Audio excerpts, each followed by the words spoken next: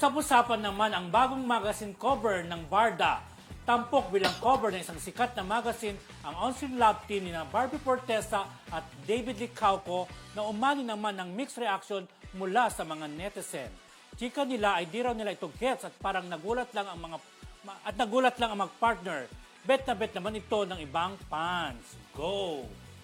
Ayun. Ayan. Diba? Ayan. Diba? Ang ganda, Pero ang ganda ng damit nila, Bagay sila, Bagay, in fairness. Saka, dapat lang naman may cover ng magazine kasi mag-love team nga sila, di ba? Oo. Talagang binibenta naman talaga yung tandem nila. Oo. Yun. Pagka nailagay ka sa ganyang mga magazine, ibig sabihin, sikat ka.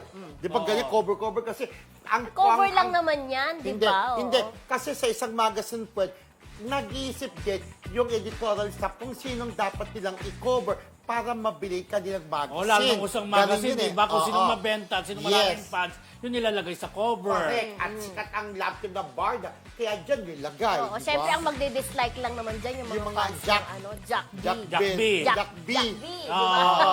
Sure nila Syempre sabi. na-like yan ng mga barda. Oo, like na like yan, di ba? Correct. O ikaw, Romel, like mo ba o dislike? Like, kasi sumigat naman talaga na yan lang ang nakita ko na may jowa si Barbie pero nagkaroon ng love team, sumikat. So, Sila Maring pala. Mildred. Oo, like na like naman Like na kasi like. professional tayo sa ating larangan, di ba? So, wag masyadong personalin yan. Ng Trabaho Jack B, nila yan. Oo. Sila ang pinakamainit na love team Correct. sa GMA. GMA. Why not? Yes. Siyempre, like na rin. Like na rin. Pag-debate pa ba ako sa dalawa? Like na like natin, di ba? Correct. Mas kung pas